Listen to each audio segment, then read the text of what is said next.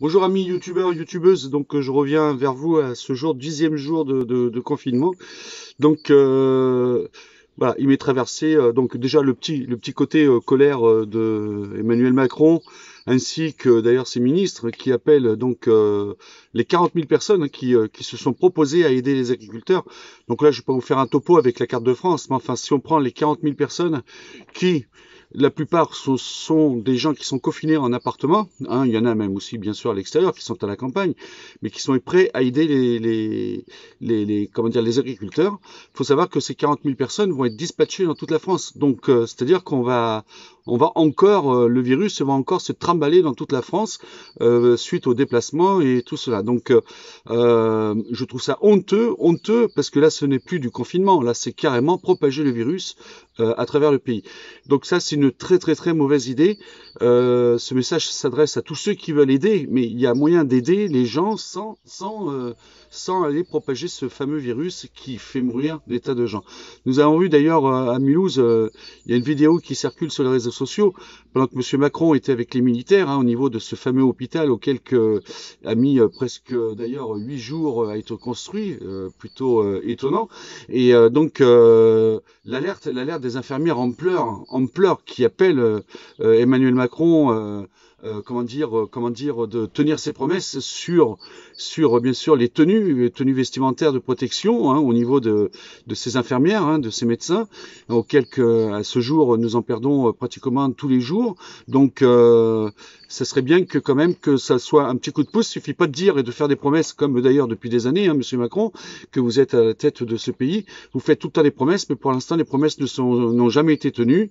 Hein. Vous faites des promesses, et au bout de 15 jours ou 3 semaines, ces promesses tombent à l'eau. Donc je trouve ça honteux, honteux de dire des choses et de pas les tenir. Donc voilà, ça c'est mon coup de gueule d'aujourd'hui, que ce gouvernement est en train de prendre les gens vraiment pour des cons, il faut dire ce qui est. Le confinement, je pense que la majorité des Français sont sages, maintiennent le confinement, on le voit à travers les vidéos, même que il s'agit que ce soit des gens comme nous tous, ou alors ainsi que des stars, ils le font voir par les réseaux sociaux, tout ça, donc voilà, je pense que le Français est loin d'être con, et, confinement, ils savent ce que ça veut dire. Je parle de la majorité. Il y a des cons, il y en aura toujours, d'ailleurs dans tous les pays, des cons, ça reste des cons. Voilà, au lieu de promener leur chien une fois par jour ou 2 fois par jour, ben non, et effectivement, il y en a qui passent 10 fois par jour devant la même maison, alors qu'avant on les voyait pas. Voilà, donc ça c'est le côté d'absurdité auquel il a inventé donc ces fameuses amendes qui sont en train de grimper, qui vont monter d'ailleurs de semaine en semaine si ça se trouve. Donc pourquoi pas hein, de punir ces gens qui ne respectent pas ce confinement. Voilà, ça c'est un bon geste. Maintenant il faudrait un confinement total. Donc là, ça c'est bon, comme je dis, c'est mon coup de gueule. Maintenant, la petite idée.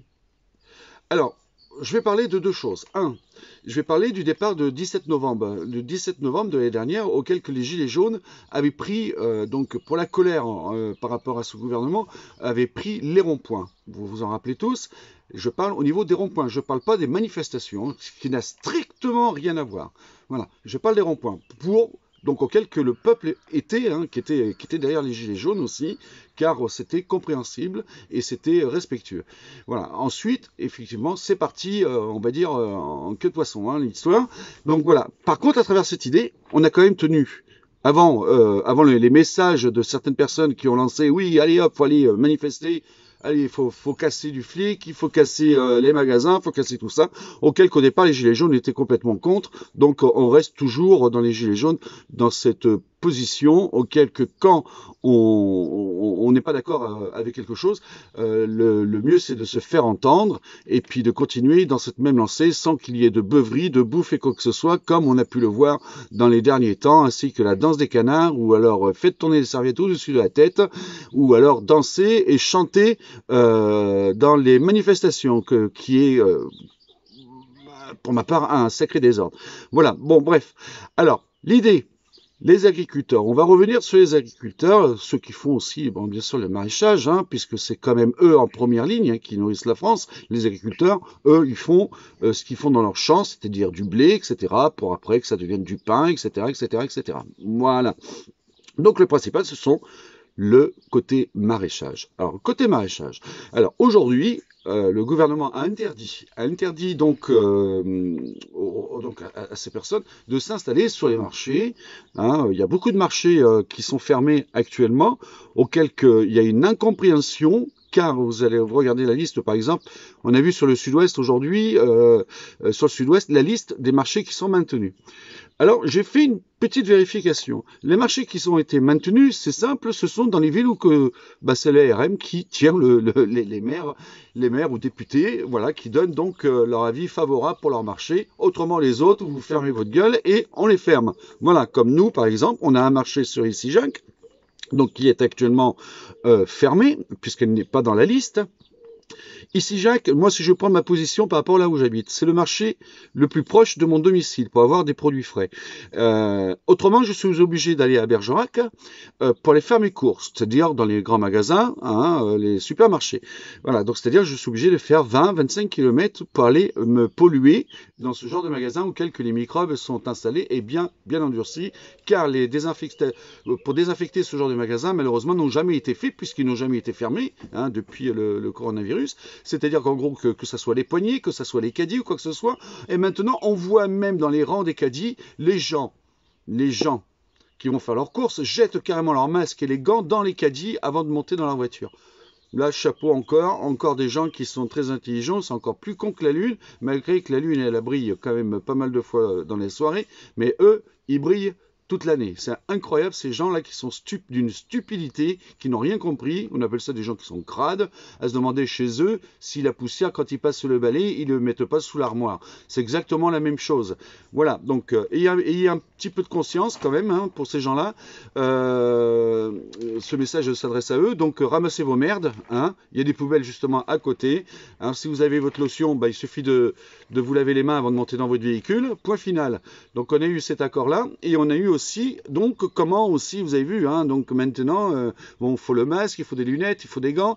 Ensuite, quand vous faites vos courses, vos courses, il faut les laisser à l'entrée de chez vous pendant 1h30. Alors j'aime bien la fameuse, je dirais pas son nom, hein, un ministre qui a dit, alors vos courses, une fois que vous avez fait vos courses hein, au supermarché, donc vous avez acheté des produits frais, vous avez acheté peut-être de la glace et tout ça, laissez-les dans le coffre pendant au moins 1h30.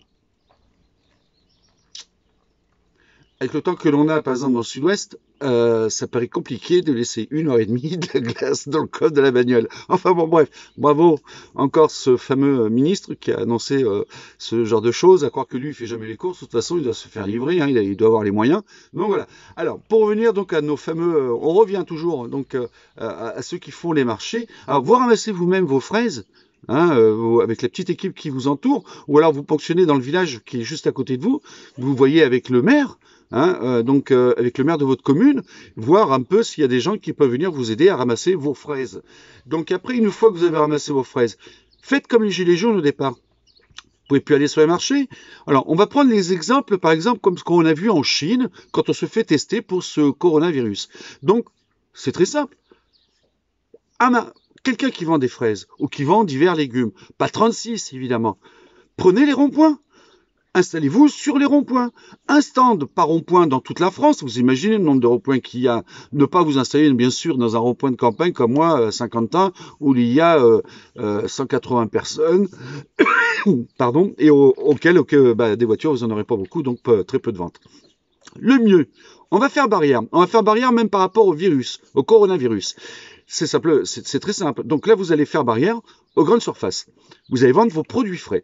Alors par exemple, je vais prendre un exemple. Hein, pour ceux qui connaissent Bergerac, vous avez donc deux ronds-points qui sont stratégiques. Vous avez le rond-point de la Cavaille, donc face à Leclerc, auquel que Leclerc doit ouvrir et de vendre toutes sortes de produits, non pas forcément que des produits alimentaires, mais toutes sortes de produits. On a déjà vu des personnes sortir du Leclerc avec des vêtements, ou même des fois juste une bouteille de coca, une bouteille de Perrier, une bouteille de whisky et un vêtement pour le petit ou quoi que ce soit, ou une paire de chaussures. On l'a vu ça. Nécessité. Chapeau encore pour ces gens-là. Moi, je les appelle les neuneux. Voilà, comme vous avez déjà vu sur les réseaux sociaux, quand je mets neuneux, ça veut bien dire ce que ça veut dire. Donc voilà, alors, prenez les ronds-points. Alors, vous avez donc sur Bergerac la Cavaille, le rond-point de la Cavaille, un ou deux stands. Les voitures s'arrêtent à votre hauteur. Là, les distances entre voitures sont respectées. hein, au niveau des gens. Donc ils ouvrent leur fenêtre, tiens, tenez, donnez-moi ça, donnez-moi ça, donnez-moi ça, crac, ils vous payent, terminé. Vous, bien sûr, vous êtes habillé en conséquence, masque et gants. Voilà, c'est le minimum. Hein. Donc voilà, vous avez la cavaille. Après, vous avez du côté de V3, de l'autre côté de Bergerac. Vous avez là un rond-point stratégique au niveau de ces grandes surfaces. Envahissez ces ronds-points et vendez vos produits. C'est très simple. Voilà la petite idée du matin. Les amis youtubeurs, youtubeuses, en attendant, restez chez vous et sortez simplement par obligation. Hein, et je vous dis bon courage. C'est loin, loin d'être fini. Comme je vous avais dit avant, je vous avais dit, hein, de toute façon, avant l'annonce de Macron, qu'on allait être confiné encore beaucoup plus longtemps. Et je pense qu'on n'attendra même pas un mois que ça va s'endurcir. Donc pour ceux qui peuvent encore travailler dans les maraîchages et tout, prenez ces ronds-points-là. C'est une très bonne idée. Allez, ciao, ciao les amis, puis bon courage. Hein, je souhaite bon courage à tout le monde. Et tenons, il faut bien tenir, il faut tenir bon. Voilà. Je vous dis à bientôt. Ciao, ciao.